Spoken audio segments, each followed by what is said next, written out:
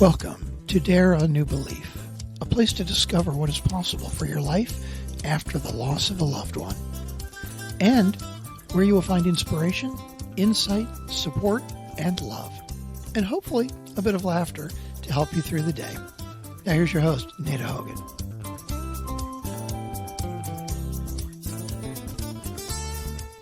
Welcome to Dare a New Belief, where you will find light and life, love and joy, healing, faith, and hope.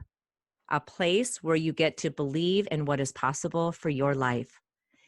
On today's episode, I have the great honor to have a returning guest, Felicia Lonobile, who still hails from the great country of Canada. And Felicia is a life mastery consultant and a results expert. Welcome, Felicia. Thank you so much for being here with us again. Hello, Nada. Thank you very much for having me again. I am honored to be here and be able to share with you some of the most amazing things that once we know the tools and the principles and we learn how to apply them, how our life can truly change. So it's really an honor for me to be here today. Thank you for having me. Absolutely, Felicia. And truly, it's my honor having you. So we are honorable together. I love it. So Felicia, I introduce you as, because you are a life mastery consultant and a results expert. And in those two titles that you have worked hard to own, one of the things that you work with, because you also do transformational life coaching, and one of the things that you work with your clients as a life mastery consultant and a results expert is working with energy. And not everybody understands when we're talking about energy, what that means. So if we were to talk about positive energy versus negative energy, could you tell us a little bit, like, what is your take on what positive energy is and what negative energy is? And that might be really broad. So if you want me to clarify that, just let me know. Okay. Thank you for that, Nada. Well, energy is, first and foremost, is what we are. Yes, we are this physical body, but we are far more than that. We're a spiritual being, and spirit is energy. And when I talk with my clients and I share with them positive energy versus negative energy, what I mean to say is I like to align the heart to the mind. So say we have a thought, I have a thought, and I say, today I'd like to go for a nice walk by the river or go on a boat ride. When I'm having these thoughts, I'm aligning it to my heart, and the response I'm getting from my heart is a positive energy. So a positive energy is how you're feeling in the moment. Does it feel good? Is it joyous? Is it happy? Is it lighthearted? Is it bubbly? So that is a positive energy. And a negative energy is actually the opposite. You have a thought of something that you're not really happy about, or maybe something that you really don't want to create and bring into your personal experience. And the way you know that is because in that moment, it doesn't feel good. Although your heart is aligned to your mind, it just feels contractive. It feels constricted. It feels heavy. It feels tight.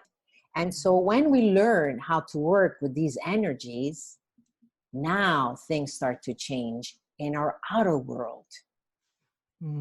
Awesome. Yeah, I love that. So would you say, in general, and not even the clients that you're working with, but just in general, people, when you're having a conversation with somebody, a family member, a friend, a stranger, somebody on the bus, do you think that most people are living their life coming from a place of positive energy, positive thoughts, or negative energy, negative thoughts? It's sad to say, but the majority of the population are living life according to their current reality. Whatever is going on, their circumstances, their situation. And sometimes they don't realize the thoughts they have. They're sort of, if I may even say that, sleepwalking through life. Yeah. It's a habitual. It's like you get out of bed and, the first thing you do normally you go maybe to the bathroom. And the next thing is maybe you make a coffee. Maybe you pick up a paper, you read the paper, or these days you can do it online. It's habitual patterns. And we do this without even realize that we're not deciding on what we're doing. It's like the body's doing it all for us. It's like a memory that's been stored in us forever, and it just seems normal. Even getting in the car and driving somewhere, sometimes, how many times that happened, you're driving and you get to your destination, you go, how did I get here? Sorry, how did I get here again? It's automatic. It's all a habitual memory, a pattern that we have in us. And so the day we choose and we say, okay, let me do something different today, well, that's not going to be easy either, because you've been accustomed to do things a certain way, and now I'm asking you to do something different. It's not going to be easy. It's not going to be comfortable, but it's in doing something outside your comfort zone or outside your habitual pattern that you start to see a shift happen, because you're sort of taking back your power. That's something else that's connected to positive energy. A person that feels positive and feels good about themselves, they're in that moment taking back their power. Where most of our time, without realizing it, unknowingly, unconsciously, we give away our power because we feel that's the right thing to do, because they're going to like me if I do that, because I'm agreeing with them, or whatever story the mind is coming up with. So the best way that I help my clients when I'm coaching them, first I ask them about their life just to get to know them a little bit. And then I bring them in slowly by helping them open up their heart. Do you think it's an easy thing to open a heart that's been closed for many, many years? Right. No. And it's scary too. I would imagine it's very scary, right? Because we close our heart because we've been hurt. Mm-hmm. Some incident has happened. And so there's that fear part that's behind it also. So, Mm-hmm. yeah. It feels like, the best way I describe it to my clients, I say, feels like this huge stone pressing against your heart. That's what it feels like. And to remove that stone, that's a lot of work. Yeah. A stone is heavy. It's thick.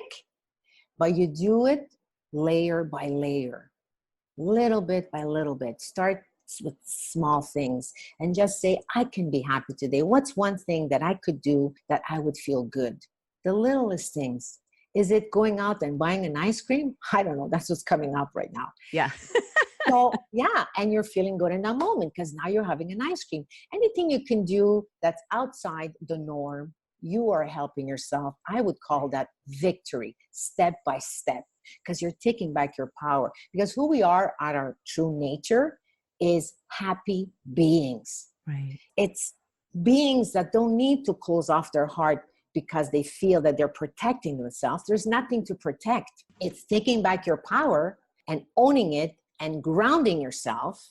You don't need any protection. So I'd like to give an example about someone who's having positive thought, which equals to positive energy.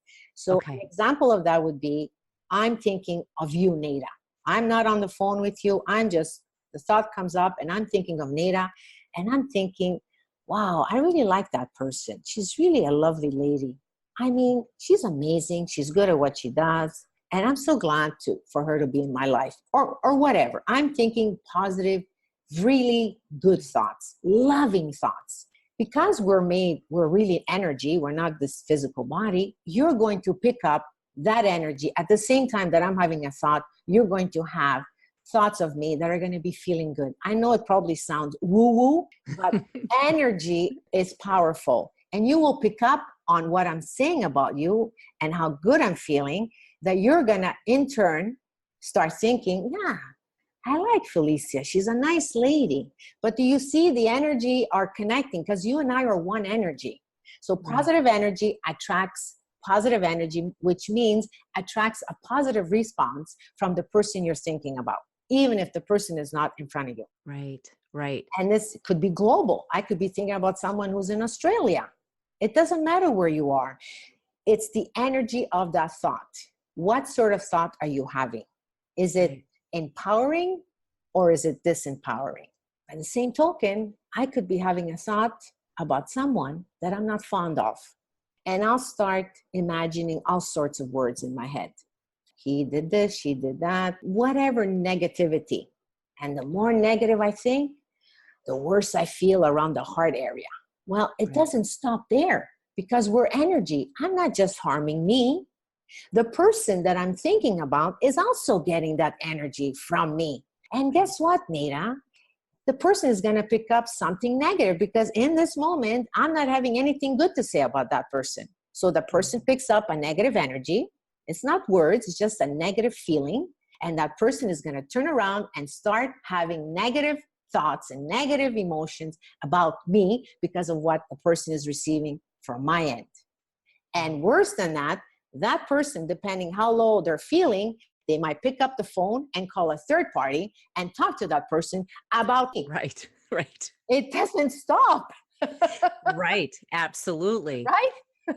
Yeah. And the thing that's interesting too, so say that you're not even having this thought about this other person. Let's call this other person Alice. Let's just say that you don't have an Alice in your life, do you? No, we're good. We're clear. Let's Okay, talk about Alice. I was going to say that would be too weird. But let's say that you're having this thought about Alice and it's not this loving thought. It's a constrictive, angry, resentful thought about her. And let's say that you have this and you're in the grocery store. And science has proven this, that when we are carrying that heavy, dense, constrictive energy with us, when other people are walking through our energy field, they pick up on that. Correct. So they could be having this really wonderful day, or it could be you're having that thought and I don't know you. And I pass you in the grocery store and I'm having a wonderful day and I go past your energy and all of a sudden it's like, oh my gosh, that's right. I remembered, you know what Jim did last night? And he was supposed to do blah, blah, blah. And he didn't do that. And all of a sudden my energy has changed. It's like, I don't even know where it came from, but now I know that I'm angry at somebody because they were supposed to do something. They didn't do it. So that energy has an effect on absolute complete strangers. The person that we're thinking about for sure is receiving it. And absolute strangers that we're passing, they pick up on it because they're going through our energy field also. I'm even going to go a step higher, Nita, if I may. Yeah. Depending the energy you're in, if you have elevated emotions around your heart area, really high, strong emotions, positive, uplifting, like happy to the moon and back, like really outrageously happy. Your energy could never cross paths with someone who's experiencing low energy in that moment because the two energies don't match. Right. So if we're feeling good and we come across someone who has a low energy, it's because we're feeling good, but we're like tipping. We're like at the tip between low and high. We're not completely grounded in the sense we're not completely empowered with who we are. And there's very few people, I'm going to say this, it takes a lot of effort. You have to want to do this. This is a life work that's with us forever and ever. We have to make the effort to check in from time to time during the day and say, how am I feeling today? Right.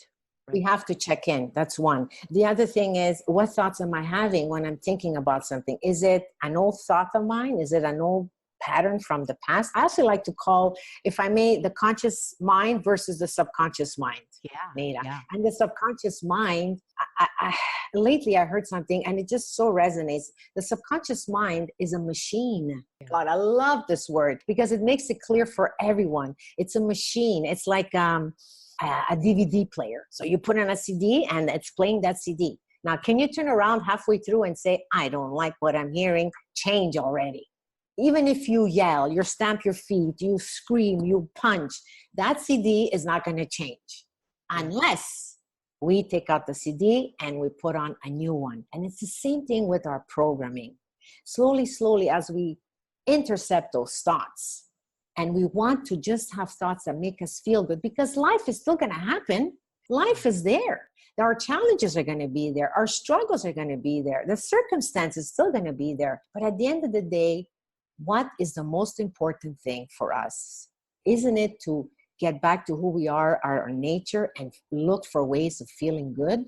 Because once we're vibrating, I know that's a very hard word, once the emotions are really high, outrageously high, let's say that, you in that moment are not only creating the very best life for yourself, but you're also creating the very best life, one being at a time, if that makes any sense. Because energy is powerful.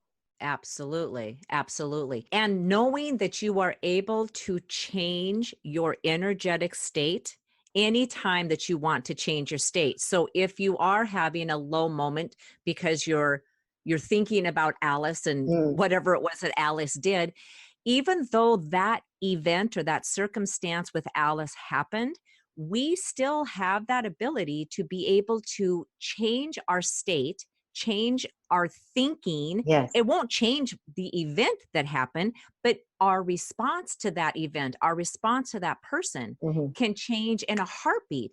And we are the only ones, the only creatures on this planet, at least that we know of so far, that have the ability to do that. And when I understood that, I mean, that was as powerful as what you had just said. And of course, now it just slipped my mind.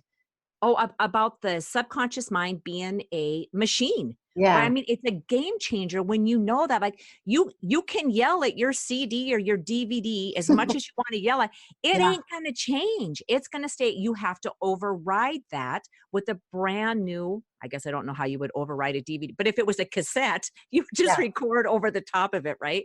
And Yeah. that would erase the old stuff. And so we have to be aware of that. But knowing that we have inside of us. We don't have to go anywhere to get it. Sometimes you can't find it on your own. And so it helps to have a coach Yes. to, not sometimes, but if you can't find it on your own, a coach is a great person to help you discover how it is I change my state, because you can change your energetic state literally in the blink of an eye. And you can look at the whole situation differently and then allow yourself to rise to that higher vibration Hmm. and be in that frequency of gratitude or care or abundance. And I don't mean abundance just in the financial sense, but Hmm. abundance of love, of joy, of bliss, of being alive, that gratitude of just being alive. Yes. Right. And we have that ability to do that with this energy, shifting and changing our own personal energy. Yeah, and I like the part that you talked about gratitude, being grateful for something that you don't have already in your personal experience, but you know it's on its way because it's one of your vision, and you're grateful for that. That already means it's on its way. Right. We can't be grateful for something after we receive it, after we have it. Oh, I got my glasses. Awesome. Okay, now I'm grateful for my glasses. You can be grateful for the things that you have in your life because now you're showing the universe that you're grateful for the things you have. But the things that you want to bring into your life, you have to learn to be grateful before they even enter your personal experience. And that's what most people have a difficulty with. Right. And the way to do that is back again in the frequency and the energy. As you're envisioning, you connect the mind to the heart. That the heart is the creator of everything. So if the heart, which signifies your body, follows your burning desire, then it's on its way. That's the only way. That's energy creates so much faster than the other way around by either taking steps or learning and studying, which I'm not knocking it. It's all good. But if you want to create at the speed of light, energy can do that for you. And that's, as you said, Nada, you have to always be aware of your thoughts and that Right. state, that mental state that you're in. Checking in, how am I feeling? I don't expect someone, even myself, to be outrageously happy all day long. We're human beings after all. But if you can check in from time to time, because every time your heart is happy, you can pat yourself on the back and say, ooh, I'm creating something delicious Yeah. because you're happy in that moment. Yes. That's the only thing that creates is the happiness and the joy that you're feeling because now you're one with spirit, and spirit loves fun. It loves freedom. It loves just for us to have a beautiful life. But no, we have to look at the reality because it's a memorized, it's a habit. We've been living in this all our life and we feel that's what life is. I look outside, this is what I own, this is who I am. But that's the furthest thing from the truth. This is what you own from your old beliefs. Right. What your old beliefs allowed you to believe, but you're more than that. Start having different beliefs. Start tweaking those thoughts. And the easiest way for me when I teach my clients is I put the emotions in there. Because if you could feel joyous in the moment that you're sharing your vision with me, now we're creating together. You and I are creating in that moment. And it's the same thing when someone, let's say in the health area, someone visits a doctor for their regular yearly checkup.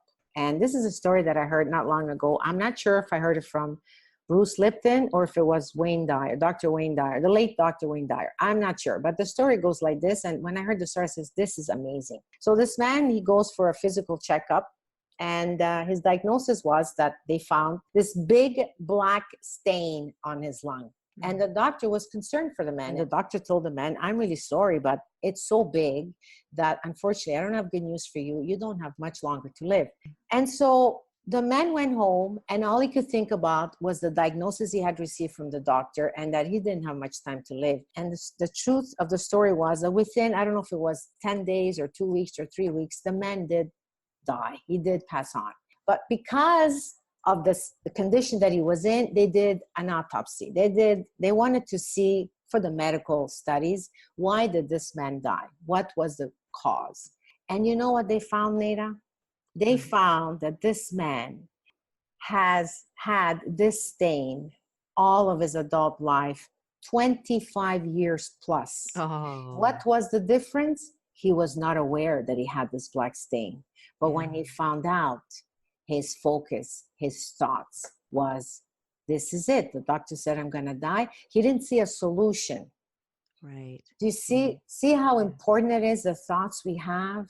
So I know it's difficult for anyone to come back from a diagnosis like that and say, okay, I'm going to start thinking that now I'm going to live a healthy life. But it's all energy. How do you think his energy was when he got the diagnosis? What sort of state do you think he was every single day? Did he have a future? Did he see a future? None of that. He just literally sat there probably and waited. Right. And that's only because he found out. And so how many things in life, when we're unaware of, are we happier, much, much more happier about? And why is it that when we hear something, we can't seem to detach ourselves from that and see what we want to see? Because we can see whatever we want to see. I can choose to see my reality as it is, or I can choose to see my reality in my mind, in my vision. The choice is mine. Always. It's always ours, right? Absolutely. And it's almost like it's not putting a spin on it, but it's being able to use perspective and to see it in a way that's empowering or to see it in a way that's disempowering. And if we know that and utilize whatever this thing is, I can look at it however I want to look at it that's most empowering for me, even if it is a diagnosis. And I would imagine that stain that they saw on the lung more than likely was, they were saying, a cancer. Mm. And there's also a story that Bernie Siegel shares, very similar, but was an older man. I want to say that he was a farmer. He was a gardener, anyways, did some kind of landscaping, outdoor work. And he had come in for a regular physical. And I think at this time, I want to say he was in his later 60s. And they found a cancer somewhere. They found some kind of a tumor. I don't remember the body part, so I'm not going to name it. But there was a tumor somewhere inside of his body. Okay. And so Bernie had told him, you need to come in. We need to schedule surgery. We need to have this removed. And he's like, yep, I'll get around to that. You know, I got to go make the world beautiful, because he's a landscaper. He's a gardener. He has to go out there and do the work. So a whole year goes by. He doesn't do anything. He just forgets all about scheduling an appointment, comes back in and has a physical. And Bernie's like, we have to take care of this. We've got to get you scheduled. Let's get this thing removed, this tumor removed from you. It's like, I don't have time right now. I got to go out there and make the world beautiful. Well, this had gone on for a while, and he just quit coming in for his checkups. This gentleman did. And some time had gone by, and Bernie got really angry, thinking he passed away. And the family never even bothered to call and tell me that he had passed away, because this tumor was a life-threatening tumor. And he was so angry about that. He picked up the phone and he called the family to, just find out, like, how long ago did he die? And how come nobody told me about this? And the man happened to answer the phone. And he said, like, what are you doing? And he said, well, I'm gardening. I'm doing my landscaping. I'm doing what I do. And Bernie's like, oh my God, like, I thought you were dead. There's no way you can live with this tumor. Like, how is this happening? And he said, I told you, I have work to do. So there you go. I'm making the world beautiful. That was his thing. So his focus was so completely, and that's just it, our perspective. The same exact thing can happen.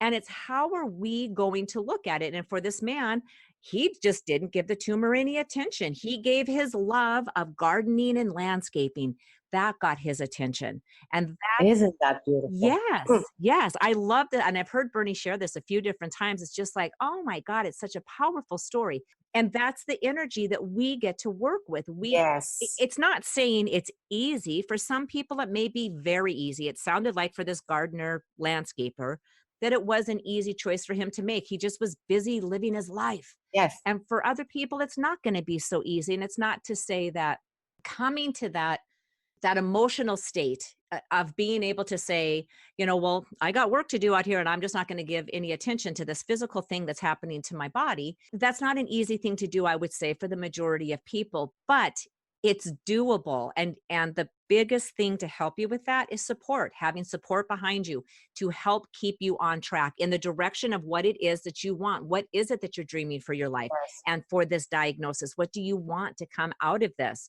And stay in that positive energy and not allowing yourself to fall into the negative energy, a Mhm. different perspective, right? Yes. And an easy way of doing that is just focusing on something that you love Right. and let go of what's happening.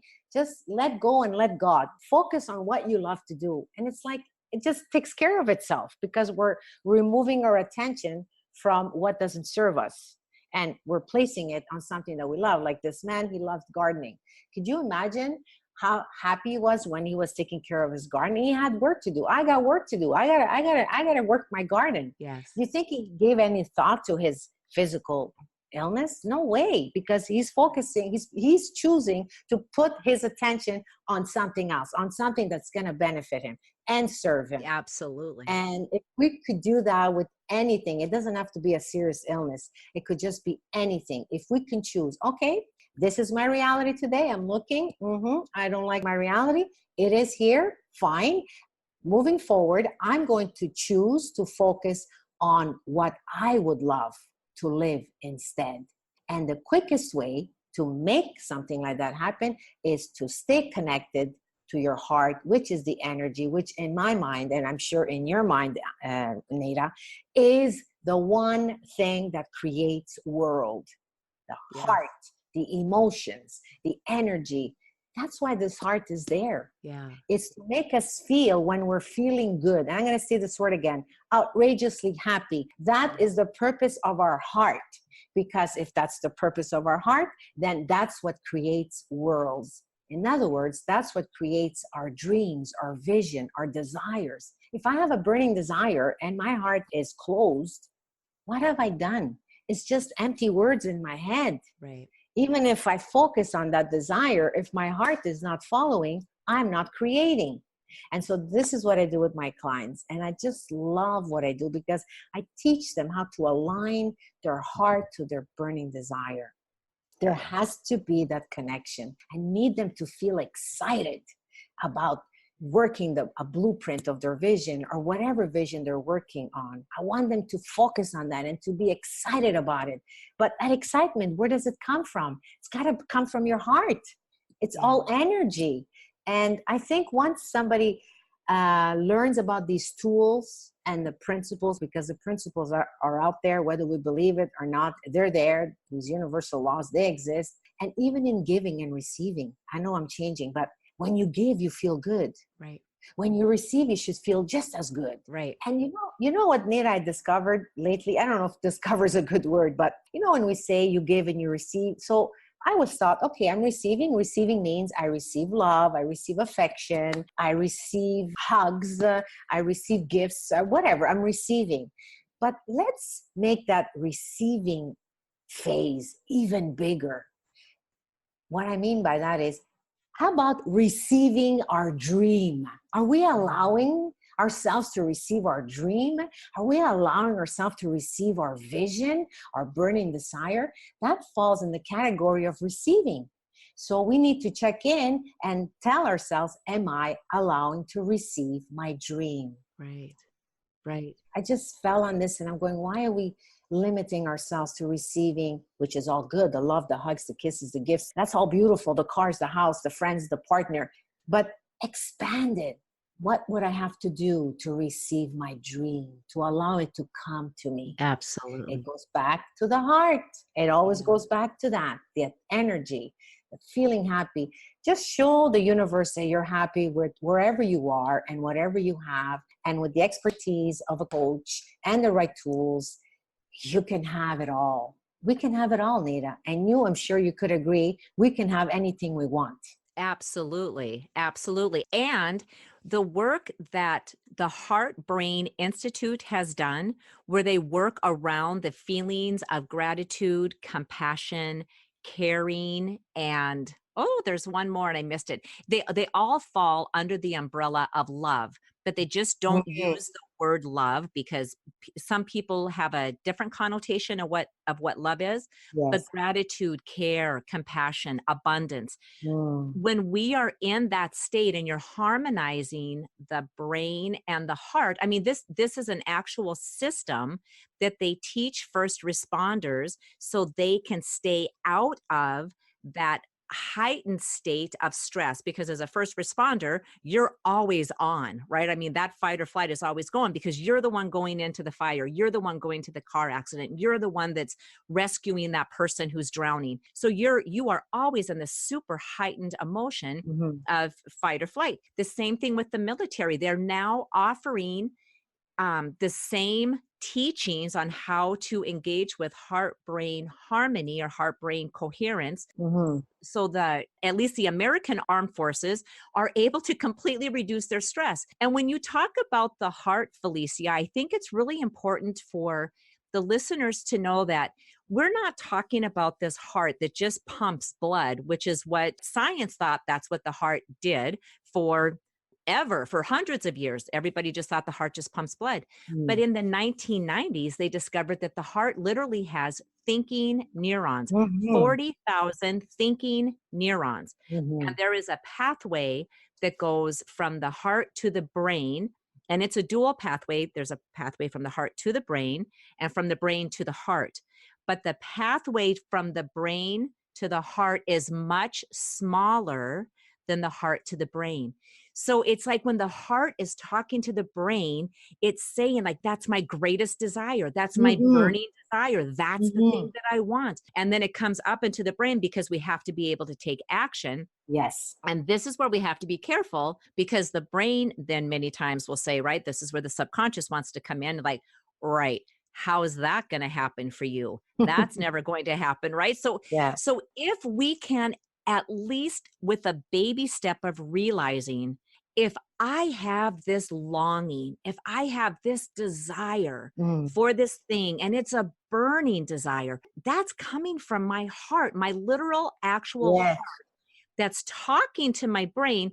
Now I have to do something different to be able to work through paradigms and limiting beliefs and the subconscious mind to be able to take the action steps. And that's where coaches, I think, are so powerful, because they can see your limiting beliefs and Yes. help you over those hurdles, and then really be able to see what those limiting beliefs are, what they shine the light on them for what they really are, and not let them be, well, I can't do it because then you just solidify to the subconscious mind what that limiting belief that we're trying to get away from. And so you stay in that negative state, that negative energy, say, well, see, it's not going to work for me. I tried, but it didn't work for me. Mhm. Yeah. And who's saying that? That's your subconscious mind. It's not your Yeah. conscious mind. Your conscious mind is ready to go. Let's do this. Right. It's the subconscious mind that sabotages us. Yeah. But one tool that I like to use is journaling. You know, Yeah. journaling Yes. may seem like it's nothing, but you take the time to sit down and journal all the things you're grateful for, all the things you Mm, appreciate. Do you know yeah. there's a shift that happens in your heart? And if you did this 30 days, every single day, you took some time to sit down and journal about all the things you are grateful, even anything at work, at home, the kids, the parents, the partner, a passerby, if you're walking, the view from your window. There's so many things to be grateful for. And if we take the time to do that, Nita, and you do this every single day, there will be a shift, because you're telling your heart to trust you, and it's okay to open up just a little bit, just an incy bit. It's okay. I'm giving you permission to open. Look, I'm writing. I know what I'm grateful for.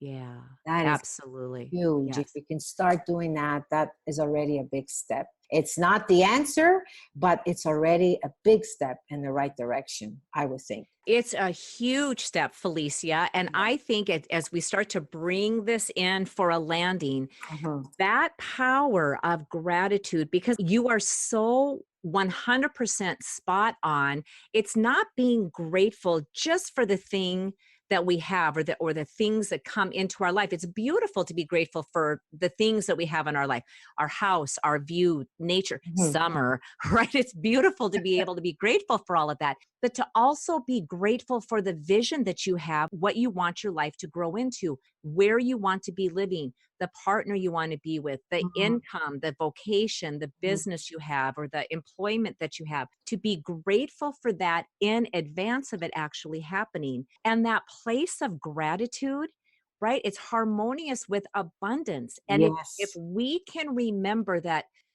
it's hard to be grateful when I'm feeling really down and out today because I just had this big fight with Alice. And Mhm. so it's a struggle to pull myself back up. Then we shift our thoughts. Let's not think about Alice. And to all the Alices out there, God bless you. I'm not picking on Alice's, but it's just the name that popped up. And I don't have an Alice in my life, so I don't know where that name comes from, but you can shift that focus onto something else. So I feel, I'm feeling bad about this argument with Alice. And I'm feeling really, really grateful that I have another friend that I can talk to work this problem out, not to badmouth, not to call Alice names, Yeah. not that, but to help me to see this differently, help me to see what's my ownership in this. I'm Mhm. so grateful to be able to stand up on my two legs and to go for a walk and to process this feeling that I'm having about this argument that Alice and I got into. Whatever it happens to be, you can have that event that's negative, but you still can find something to be grateful for. And when you can shift that mental thinking into gratitude and Mhm. then write down that thing you're grateful for. Oh my gosh, that is the simplest, easiest thing to do. And I think that's why people don't do it, because they don't think it has a big enough impact, Oh, because but it's it does. too little. It's huge. It's a Mhm. game changer. Mhm. It will change everything.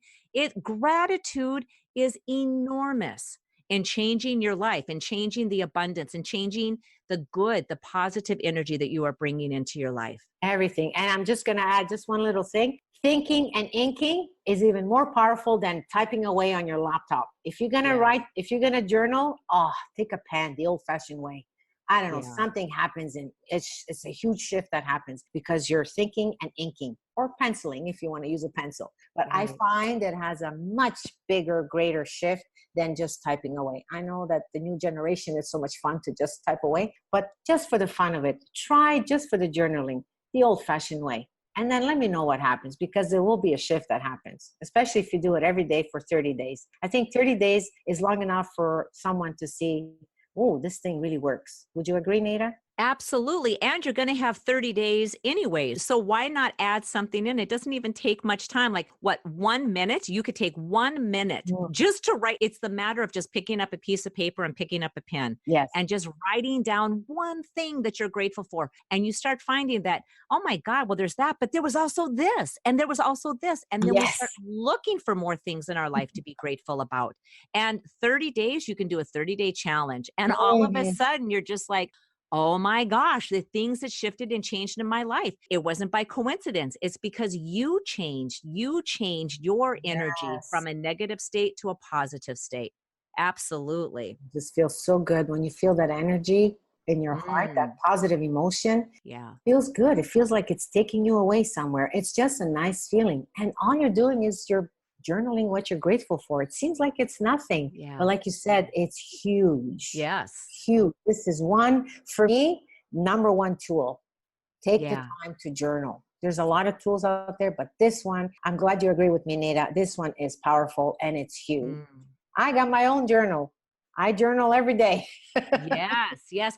And it's really interesting to journal and to do that 30-day challenge Mhm. and then to come back in 30 days and look at the things that you started being grateful for and notice how that list gets bigger and you start finding yourself more grateful for things that money cannot buy. Because a lot of times that's what we're thinking with our like I'll be really grateful when I get that new car. And all of a Mhm. sudden you're like, no, I'm just grateful to hear that bird singing. I'm just grateful to be able to take this breath today. Right. It Mhm. ends up being things that money cannot buy, the most precious gifts in the entire world. Yeah, and I'm just going to end this. Be happy. Go out of your way to be happy by whatever means, and just notice what starts to happen. And you're just being happy. You're being your happy self the way we were when we were kids. I don't know, 4, 5, 6 years old. Every life was beautiful. We used to play ball. We used to play skipping rope. We just Yeah. did things that were fun. So as an adult, what do we like to do? We like to go camping. We like to walk. We like to cycle. We like to swim. We like to go on a boat ride. Just do that. Take the time to love yourself enough to do these things. Yes. And it's going to shift something in you. It has to, because that's who you are at your core. You are pure love. You are pure joy. Absolutely. I just love this. I just love it. I know, it's fabulous. And we could go on forever, but we're going to stay within our time constraints here. Yes. And so, Felicia, for people to get in touch with you, what is the easiest way for them to get in touch with you? And if you are driving, please don't worry. All of Felicia's information will be on the show notes. But if you are sitting and listening and you have a moment to write this down, the easiest way to get in touch with you is how? They can reach me either via email, which is my full name, Felicia Lonobile @gmail.com, or they can schedule a complimentary strategy session with me. And that's a phone call where we get to discuss a little further on where you are in your life right now and what's the life you would really love to live. And I can show you how I can close that or bridge that gap. And that is, the link for that is www.felicialonobile.setmore.com. All right, perfect. And remember, all of Felicia's information will be on the show notes, so no worries about that. And if you notice, there was a little angel ding as you were speaking, so that's a good sign from the heavens above. I like that. So did I. Thank you. I know. Somebody got their angel wings. Good luck. This is good for Felicia. I love it. So always an honor to be able to speak with you, Bella. I love you. I know what a fabulous coach you are. I know what a wonderful human being and just a beautiful soul that you are. And thank you for taking the time out of your very busy schedule to be with us and to share your words of wisdom with the listeners. I so appreciate it. And thank you so much, Nada. Likewise, I'm so honored to have been here with you today, to have this conversation, deep conversation, a real nice, uplifting conversation. It's just so nice to the ear sometimes when we talk about uplifting situations or subjects or topics. It's just so beautiful. And I'm honored to have been here again with you today. Thank you for having me. And I love you back, Bella. You're amazing. Well, thank you so much. Thank you. The Bella love. Yes, the Bella love. And All in right. case they don't know what Bella means, I doubt it, but Bella means beautiful. Yeah, in Italian, right? Yes. Because Felicia is Italiano, or is it Uh-huh. Italiana if you're a woman? Italiana. Oh, Italiana. Wow, that's good. So if it wasn't for Spanish, the little bit that I know, I mean, truly, like the 3 words that I know, I wouldn't have known that there's the female and the masculine and feminine in the language. So I love it, Italiana. So Mm. thank you. Thank you so much, beautiful Bella. And I Thank love you. you. And we will be talking soon. And for all of the listeners out there, have a wonderful rest of your week. And we will be back again next week with a brand new podcast. Take care. Thank you for spending time with us today. Please go to nadahogan.com for show notes and other information that you can use right away. If you like what you've heard here, please subscribe to the podcast. And don't forget to rate and review right there on iTunes, Stitcher, or however you get your podcasts. And don't forget to tell your friends about it. We'll see you next week.